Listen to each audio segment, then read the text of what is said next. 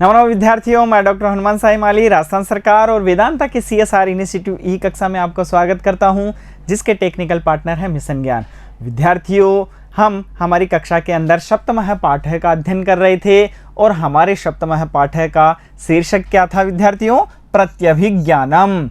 विद्यार्थियों, आज की कक्षा में हम इसके भाग 3 का अध्ययन करेंगे और आज का हमारा शीर्षक रहेगा विद्यार्थियों अभिमन्युना सह नृपस्य वार्तालापः, अर्थात अभिमन्यु के साथ राजा की वार्तालाप।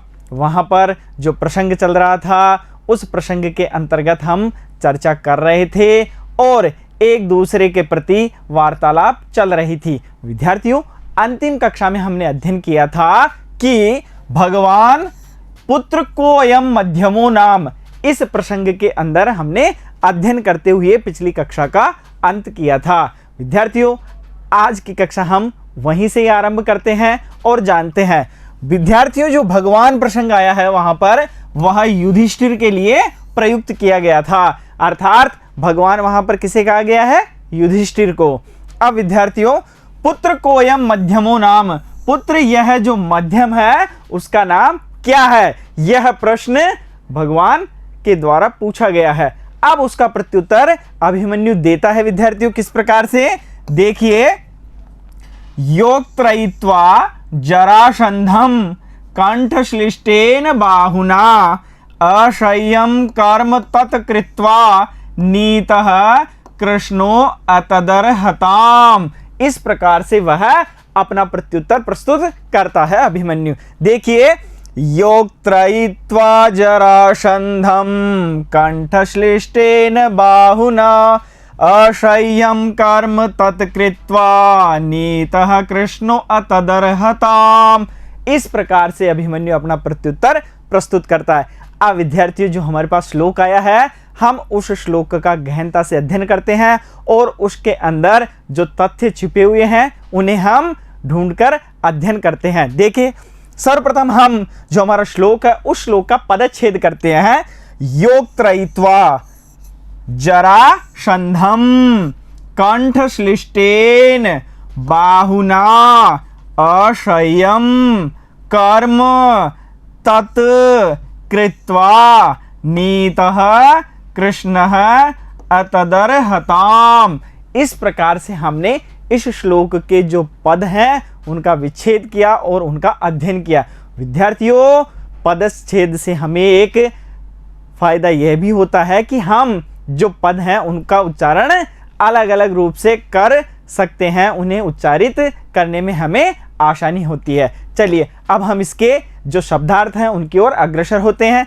देखिए, जो हमने पदच्छेद किए थे उन पदच्छेदों को हम 2 भागों में बांटकर इसके शब्दार्थ का अध्ययन करते हैं और उसी के आधार पर हम इसका अन्वय निकालने का प्रयास करते हैं। देखिए, योगत्रयित्वा, इससे क्या तात्पर्य है विद्यार्थियों? इससे तात्पर्य है बांधकर, अर्थात बंधा हुआ।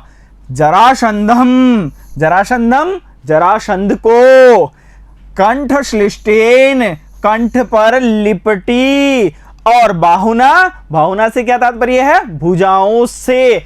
अब जो हमारा अर्थ आया है इनका, उस अर्थ के आधार पर हम एक वाक्य का निर्माण करते हैं और उसी वाक्य के आधार पर हम जो हमारे संस्कृत के पद हैं उनका अन्वय एक वाक्य के रूप में बनाते हैं। देखिए, सर्वप्रथम हमने पढ़ा बांधकर जरासंध को कंठ पर लिपटी भुजाओं से। तो अब हम सर्वप्रथम लेते हैं विद्यार्थियों कंठ पर लिपटी भुजाओं से, कंठ पर लिपटी भुजाओं से।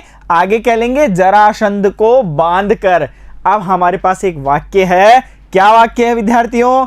कंठ पर लिपटी भुजाओं से जरासंध को बांधकर। अब हम इसका रूपांतरण संस्कृत की ओर करते हैं। देखिए, कंठश्लिष्टेन, सर्वप्रथम हमने ये लिया, फिर उसके बाद में बाहुना जरासंधम योगत्रयित्वा। अब हमारे इस जो वाक्य है इसका अर्थ क्या हुआ? कंठ पर लिपटी भुजाओं से जरासंध को बांधकर। अब हमारे पास जो शेष पद बचे हैं पदच्छेद के, उनको भी हम इसी प्रकार से शब्दार्थ जानते हैं और फिर उसके बाद में उनका अन्वय करने का प्रयास करते हैं, उनको एक वाक्य के रूप में प्रस्तुत करने का प्रयास करते हैं। देखिए, असह्यम, असह्यम से क्या तात्पर्य है? असहनीय, कर्म, कार्य, तत्, उनके, कृत्वा, करके, नीतः, प्रकट होती है, कृष्ण, कृष्ण की, अतदर्हताम, असमर्थता। इस प्रकार से जो हमारे पास पद है उनका हमने अर्थ किया है। अब हम इसका एक वाक्य बनाने का प्रयास करते हैं। देखिए विद्यार्थियों, क्या क्या अध्ययन किया अपन ने? असहनीय कार्य उनके करके प्रकट होती है कृष्ण की असमर्थता।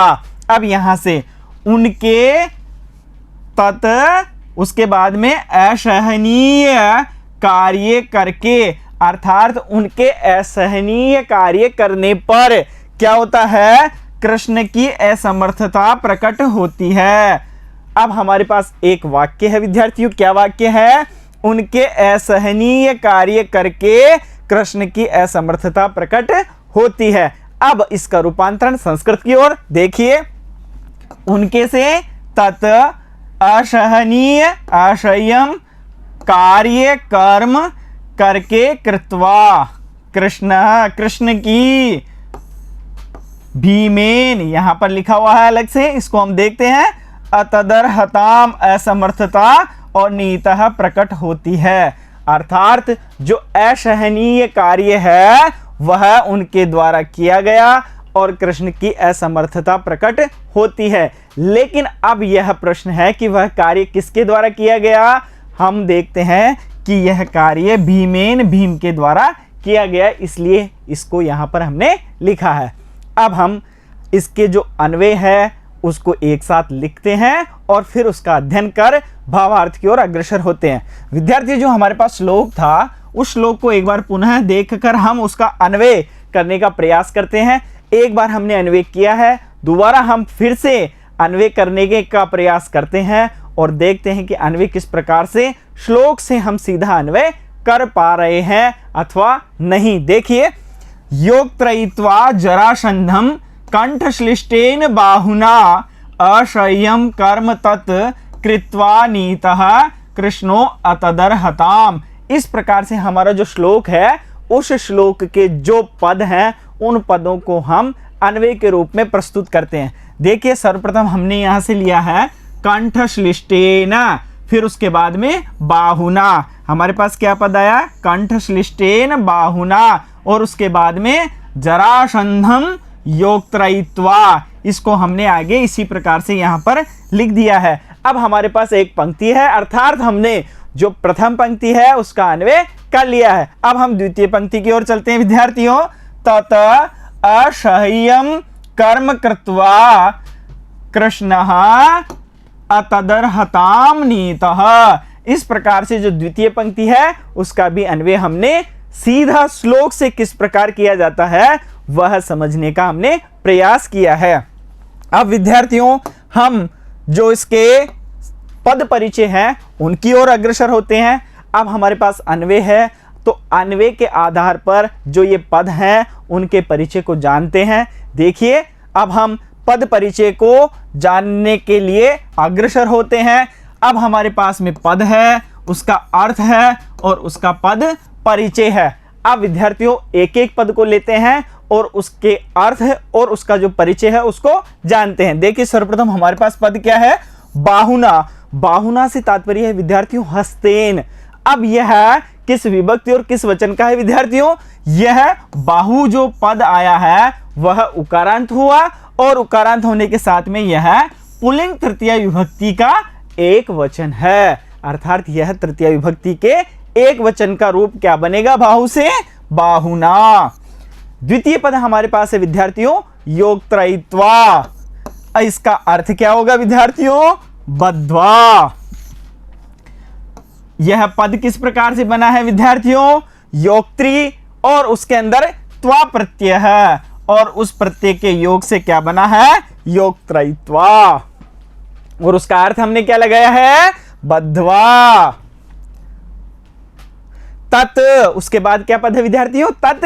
तत् में देखिए उसका अर्थ क्या हुआ? तादृशम। यह इसका भाव है, इसका सीधा अर्थ नहीं है। तद सर्वनाम है और उसके नपुंसक लिंग द्वितीय विभक्ति एकवचन में क्या रूप बनेगा? तत्। रूप किस प्रकार से चलते हैं? तत् ते तानि, तत् ते तानि, अर्थात द्वितीय विभक्ति के एकवचन में क्या रूप बना? तत्। उसी प्रकार से अगला पद है विद्यार्थियों हमारे पास में कर्म। कर्म से क्या तात्पर्य है? कार्यम। और यह किस प्रकार से? कर्मन, जो नपुंसक लिंग का पद है उसके द्वितीय विभक्ति एकवचन में क्या रूप बनता है? कर्म। और यह भी नपुंसक लिंग का है।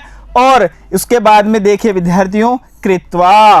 कृत्वा का क्या अर्थ है? विधाय। और पद क्या है विद्यार्थियों? क्री धातु है और त्वा प्रत्यय है। अगला पद है विद्यार्थियों हमारे पास में नीतः। और नीतः से क्या अर्थ है? प्राप्तः। यह नी धातु है और त प्रत्यय है। और पुल्लिंग प्रथमा विभक्ति एकवचन में क्या रूप बनता है? नीतः। अर्थात त प्रत्यय लगने के बाद में इसके रूप चलते हैं और रूप चलने के बाद यह पुल्लिंग प्रथमा विभक्ति एकवचन में क्या रूप बनता है? नीतः। अब विद्यार्थियों हम जो इसका भावार्थ है उसकी ओर अग्रसर होते हैं, भावार्थ को देखते हैं। देखिए विद्यार्थियों भावार्थ के अंदर क्या है?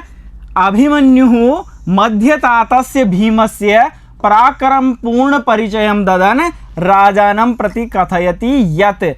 अभिमन्यु मध्यम तात मझले चाचा के भीम के परिचय को देते हुए राजा के प्रति कहते हैं। अर्थात जो भीम थे उनका जो पराक्रम पूर्ण परिचय था वह राजा के प्रति प्रस्तुत करते हैं। अब विद्यार्थियों उस सभा के अंदर राजा के अतिरिक्त भीम स्वयं वहां उपस्थित था, अर्जुन भी वहां उपस्थित था और युधिष्ठिर भी वहां पर उपस्थित था।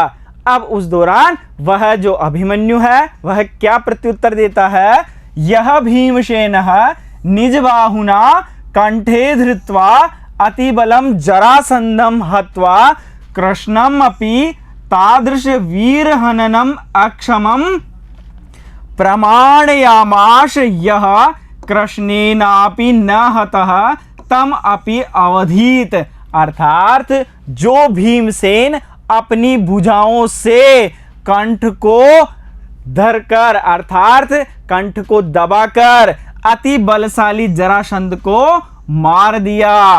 कृष्णम अपि, कृष्ण भी इस प्रकार के जो बलशाली था उसको मारने में सक्षम नहीं थे। इस प्रकार से अभिमन्यु अपने चाचा भीम की प्रशंसा करते हुए कह रहे हैं और बता रहे हैं यह कृष्णेनापि न हत। अर्थात जो कृष्ण के द्वारा, श्री कृष्ण के द्वारा भी नहीं मारा जा सका, तम अपि अवधि, तो उसको भीमसेन ने मार दिया। वह अपने जो चाचा हैं उनकी प्रशंसा करते हुए प्रत्युत्तर प्रस्तुत कर रहे हैं। देखिए अब हम हिंदी अनुवाद की ओर अग्रसर होते हैं। देखिए क्या लिखा हुआ है। जिस भीमसेन ने अपनी भुजाओं से बलयुक्त जरासंध का कंठावरोध करके मार दिया, कृष्ण के लिए भी उस प्रकार के वीर को मारना असंभव था। अर्थात जो असंभव कार्य था उसको संभव किसने किया? भीमसेन ने। जो कृष्ण के लिए जरासंध को मारना असाध्य कार्य था उसको मारकर भीम ने साध्य बना दिया।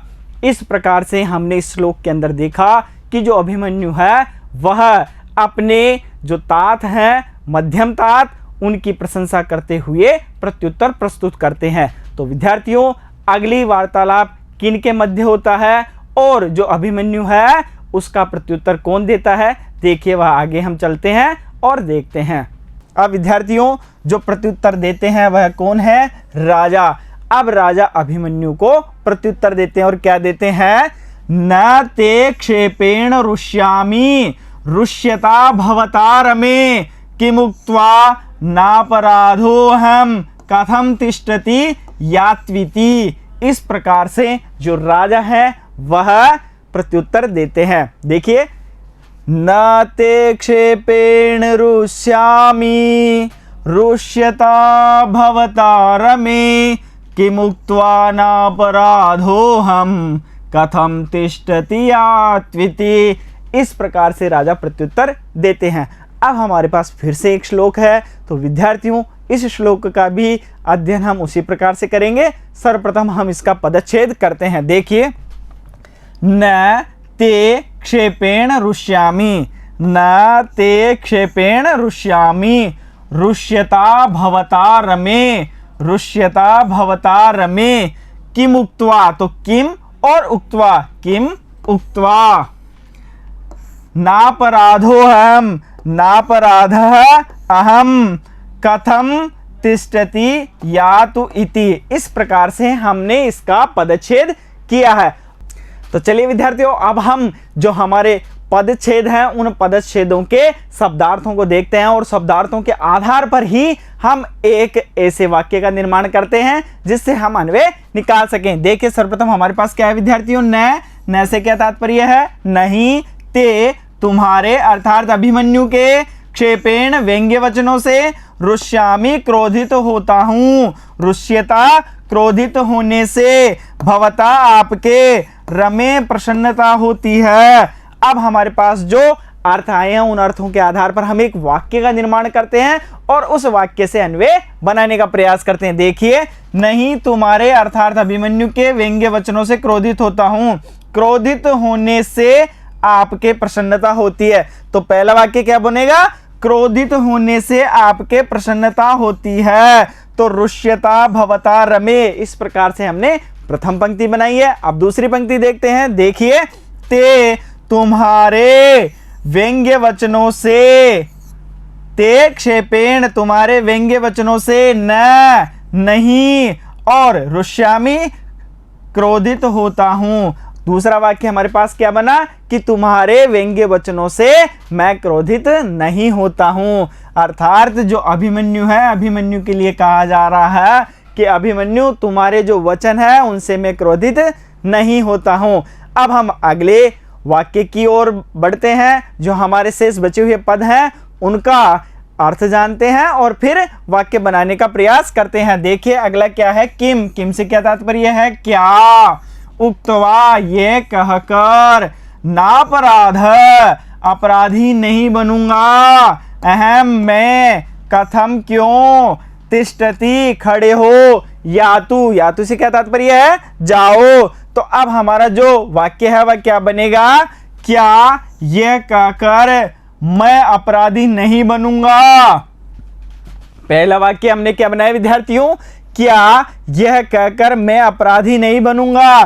तो किम उक्त्वा अहम नापराध, और अगला क्या बनेगा, कथम, कथम से क्या तात्पर्य है, क्यों, खड़े हो जाओ, कथम तिष्ठति यातु इति। इस प्रकार से हमने जो हमारी द्वितीय पंक्ति है उसका हमने जो अन्वय है उसका निर्माण किया है। अब हम इन दोनों अन्वयों को, अर्थात जो दोनों पंक्तियां हमने बनाई हैं उनको हम अन्वय के रूप में एक साथ लिखते हैं। देखिए, हमने उनको यहाँ पर लिख दिया है।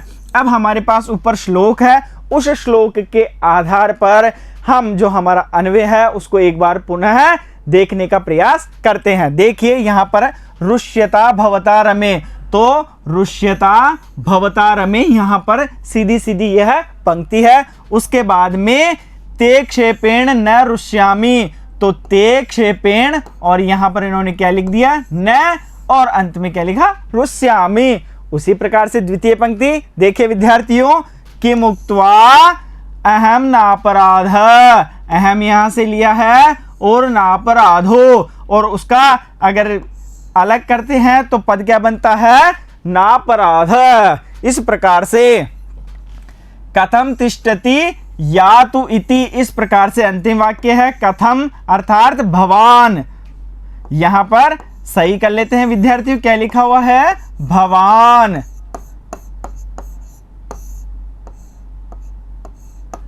इसको एक बार पुनः सही लिखते हैं, किस प्रकार से क्या लिखा हुआ है, अर्थात भगवान से क्या तात्पर्य है विद्यार्थियों, आप। तो इसको हम एक बार सही लिख लेते हैं, भवान। तिष्ठति यातु इति, इस प्रकार से जो हमारी द्वितीय पंक्ति है उसका भी अन्वय हमारे सामने आता है। अब हम जो हमारा श्लोक है उस श्लोक के अन्वय के आधार पर हम पदच्छेद करते हैं। पदों की जो व्याकरणिक स्थिति है उसको जानते हैं। देखिए किस प्रकार से हमारे पास पद है, क्या है विद्यार्थियों, रुष्यता। और रुष्यता से क्या तात्पर्य होता है, उसका क्या अर्थ होता है, क्रोधेन। अब यहां पर विद्यार्थियों रुष्यत जो पद है वह पुल्लिंग तृतीय विभक्ति और एक वचन में उसका क्या रूप बनता है, रुष्यता। और उसका अर्थ क्या होता है, क्रोधेन। भवता, भवता से क्या तात्पर्य है, अभिमन्युना। इस पाठ के अंदर उसका क्या अर्थ लिया गया है, अभिमन्युना। अब जो भवता पद है विद्यार्थियों वह सर्वनाम का है, लेकिन कहां से बना है, भवत से, और यह पुल्लिंग तृतीय विभक्ति एक वचन का रूप है भवता।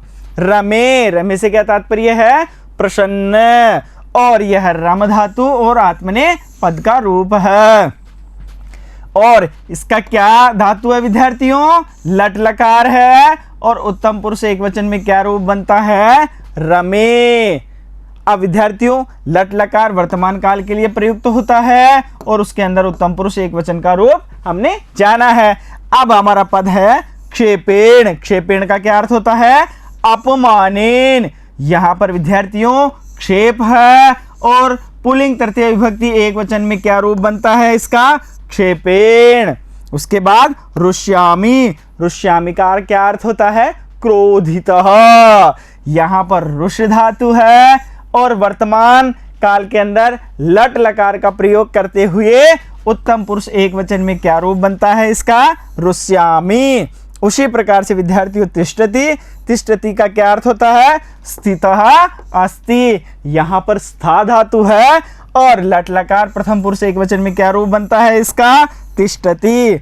यातु, यातु से क्या तात्पर्य होता है, गच्छतु, और यहां पर या धातु है और लोट लकार जो कि आज्ञार्थक काल में प्रयुक्त होता है उसके प्रथम पुरुष एक वचन में क्या रूप बनता है, यातु। अब विद्यार्थियों हमने जो हमारे पदच्छेद थे उनके आधार पर अन्वय पढ़ा और अन्वय के आधार पर हमने पद परिचय पढ़े हैं। अब हम इसके भावार्थ को जानते हैं और फिर उसके बाद में उसका जो हिंदी अनुवाद है उसको हम देखेंगे। तो चलिए विद्यार्थियों, राजा अभिमन्युम प्रति कथयति यत्, राजा अभिमन्यु के प्रति कहता है कि, यहाँ पर हमने देखा था कि जो अभिमन्यु है वह प्रत्युत्तर देता है, उसके प्रत्युत्तर में राजा अपना प्रत्युत्तर प्रस्तुत करता है। क्या करता है, तव निंदा वचनेन अहम कुपितो न भवामि, तुम्हारे जो निंदा के वचन हैं उनसे मैं क्रोधित नहीं होता हूं, ऐसा राजा कह रहा है। त्वया क्रोधेन प्रसन्न भवामि, और जो तुम्हारा क्रोध है उससे मैं प्रसन्न होता हूं। किमर्थम अत्र तिष्ठतु, यहां पर क्यों रुके हुए हो, यथेच्छम गच्छतु इति कथयित्वा किम अहम अपराधी न श्याम, तुम्हारी जो इच्छा हो वहां पर जाओ, यथेच्छम गच्छतु, तुम्हारी इच्छा के अनुसार जाओ, इति कथयित्वा, ऐसा कहकर क्या मैं अपराधी नहीं होऊंगा। अर्थात राजा उनसे पूछ रहा है कि क्या मैं ऐसा कहने पर अपराधी नहीं होऊंगा। अर्थात त्वद गमन अनुज्ञाम दत्वापि अहम अपराधी भवेयम, अर्थात तुम्हें जो जाने की अनुमति देकर भी मैं अपराधी होऊंगा, इस प्रकार से राजा कह रहा है। अब हम इसका जो हिंदी अनुवाद है उसको देखते हैं एक बार किस प्रकार से है। विद्यार्थियों कहता है कि मैं तुम्हारे व्यंग्य वचनों से क्रोधित नहीं हो रहा हूं। ऐसा कौन कहता है, ऐसा राजा कह रहा है कि मैं तुम्हारे व्यंग्य वचनों से क्रोधित नहीं हो रहा हूं, अपितु तुम्हें क्रोधित होता देखकर प्रसन्न हो रहा हूं। क्यों खड़े हो, चले जाओ, ऐसा कहूं तो क्या मैं तुम्हारा अपराध नहीं करूंगा। इस प्रकार से राजा कह रहा है, अर्थात तुम्हें जाने की आज्ञा देकर मैं अपराधी होऊंगा। इस प्रकार से राजा अपने कथन को पूर्ण करता है। अब प्रत्युत्तर की बारी किसकी है वह हम देखते हैं। अब विद्यार्थियों अगला प्रत्युत्तर कौन प्रस्तुत करता है, देखिए अगला प्रत्युत्तर अभिमन्यु प्रस्तुत करता है और क्या कहता है कि यद्यहम अनुग्राह्यः, इस प्रकार से वह अपना प्रत्युत्तर प्रस्तुत कर रहा है कि आपका अनुग्रह हो तो, अर्थात आपकी इच्छा हो तो क्या हो, पादयोः समुदाचारः क्रियतां निग्रहोचितः बाहुभ्याम आहृतं भीमः बाहुभ्यामेव नेष्यति। इस प्रकार से वह अपना प्रत्युत्तर प्रस्तुत करता है। देखिए एक बार फिर से पढ़ते हैं इसको। पादयोः समुदाचार क्रियतां निग्रहोचितः बाहुभ्याम आहृतं भीम बाहुभ्यामेव नेष्यति। इस प्रकार से वह अपना प्रत्युत्तर प्रस्तुत करता है। अब हम इसका पदच्छेद करते हैं। देखिए किस प्रकार से। पादयोः समुदाचारः क्रियतां निग्रहोचितः बाहुभ्याम आहृतं भीमः बाहुभ्याम एव नेष्यति। यहाँ पर सही कर लेते हैं, एव नेष्यति। इस प्रकार से हम इसका पदच्छेद करेंगे।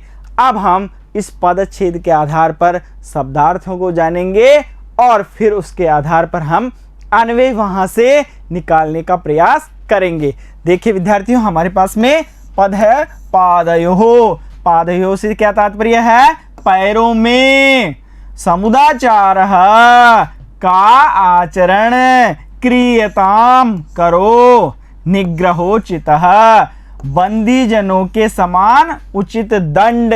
इस प्रकार से जो हमारे शब्द है उन शब्दों का हमने अर्थ निकाला है। अब विद्यार्थियों, जो हमारे पास शब्दार्थ है उन शब्दार्थों के आधार पर हम अन्वय निकालने का प्रयास कर रहे थे और उस प्रयास के आधार पर हमने वाक्य का निर्माण किया है। और वाक्य हमारे पास में क्या था विद्यार्थियों? पैरों में बंदी जनों के समान उचित आचरण करो। अब हम इसको जो हमारे पद है उसके हिसाब से एक साथ लिखने का प्रयास करते हैं। देखिए किस तरह से। सर्वप्रथम क्या लिखेंगे? पैरों में पादयोः निग्रहोचितः और समुदाचारः क्रियताम, समुदाचारः क्रियताम। इस प्रकार से हमने एक वाक्य का निर्माण किया है। अब हम जो हमारी द्वितीय पंक्ति है उसकी ओर अग्रसर होते हैं। देखते हैं उसमें क्या है। बाहुभ्याम, भुजाओं से, आहृतम, लाया गया, में, भीमः, भीम, बाहुभ्याम, भुजाओं से, एव ही, नेष्यति, ले जाएगा। इस प्रकार से जो हमारे पद है उनका हमने शब्दार्थ देखा। अब इस शब्दार्थ के आधार पर एक वाक्य बनाने का प्रयास करते हैं। देखिए, भुजाओं से लाया गया में, तो यह हमारा एक वाक्य हुआ। तो क्या लिखेंगे? बाहुभ्याम आहृतम माम, अर्थात में, और उसके बाद में भीम भुजाओं से ही ले जाएगा, तो भीमः बाहुभ्याम एव नेष्यति। इस प्रकार से हमारा द्वितीय वाक्य यहाँ पर आता है। अब इन दोनों वाक्यों को एक साथ लिखकर हम अन्वय के रूप में इसे प्रस्तुत करते हैं। देखिए, ऊपर हमारे पास श्लोक है और नीचे इसका अन्वय है, अर्थात उस श्लोक के शब्दार्थों को जानकर हमने यहाँ पर अन्वय प्रस्तुत किया है। अब देखिए, जो श्लोक है उस श्लोक के आधार पर ही हम एक बार पुनः अन्वय को देखते हैं। यहाँ पर है पादयोः निग्रहोचितः, तो यहाँ से पादयोः और यहाँ पर क्या है विद्यार्थियों? निग्रहोचितः, और समुदाचारः क्रियताम, समुदाचारः क्रियताम। इस प्रकार से जो हमारी प्रथम पंक्ति थी उसका अन्वय आया है। पादयोः निग्रहोचितः समुदाचारः क्रियताम, और अगली पंक्ति बाहुभ्याम आहृतम भीमः बाहुभ्याम एव नेष्यति।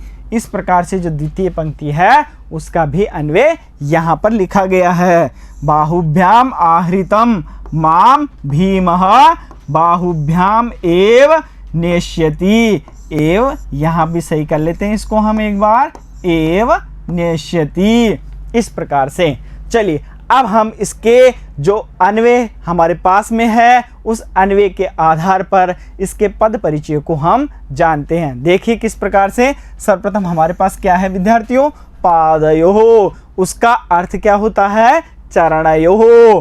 तो यह पद किस प्रकार से बना है? यहाँ पर अकारांत है और पुल्लिंग का है, सप्तमी विभक्ति के द्विवचन में क्या रूप बनेगा? पादयोः। अगला पद है विद्यार्थियों हमारे पास में निग्रहोचितः। निग्रहोचितः से क्या अर्थ है? दंडोचितः। यहाँ पर अकारांत पुल्लिंग है और प्रथमा विभक्ति एक वचन में क्या रूप बनता है इसका? निग्रहोचितः।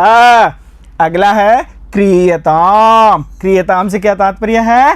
करोतु। यहाँ पर क्री धातु है और रूप किसके अंदर चलेंगे? कर्म के अंदर। और लोट लकार प्रथम पुरुष एक वचन में क्या रूप बनेगा? क्रियताम। और लोट लकार किसके अंदर चलता है विद्यार्थियों? आज्ञार्थक के अर्थ में चलता है। अगला पद है हमारे पास में बाहुभ्याम। बाहुभ्याम से क्या तात्पर्य? हस्ताभ्याम।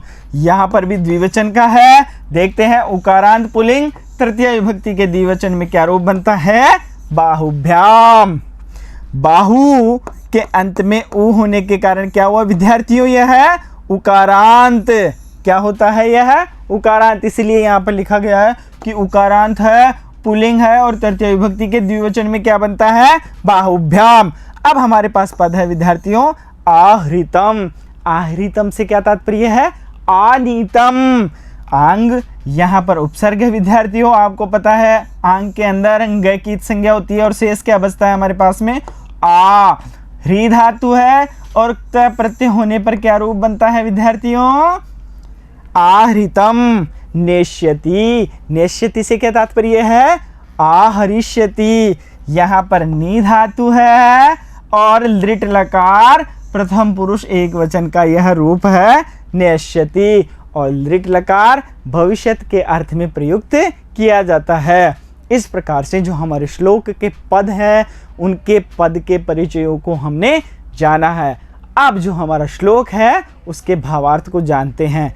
तो विद्यार्थियों हमारे श्लोक का भावार्थ क्या है? देखिए, मदीय चरणयोः अर्थात मेरे पैरों को बंदी जनोपयुक्तः अर्थात जो बंदीजन होते हैं, जो कैदी होते हैं, उनके लिए जो उपयुक्त होता है, उनके लिए जो अच्छा होता है, निगड़ बंधन स्वरूपः उनको बांधकर, अच्छे से बांधकर, करो तू करो अर्थात जो मेरे पैर हैं उनको बंधियों के समान बांध दो।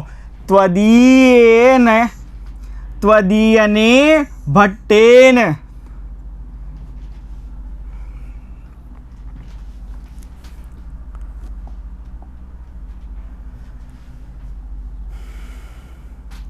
अगला क्या है विद्यार्थियों? त्वदीयेन भट्टेन। जो पद है उसको हम सही लिख लेते हैं। यहाँ पर क्या लिखेंगे? त्वदीयेन और भट्टेन। इस प्रकार से ये हमारा पद है।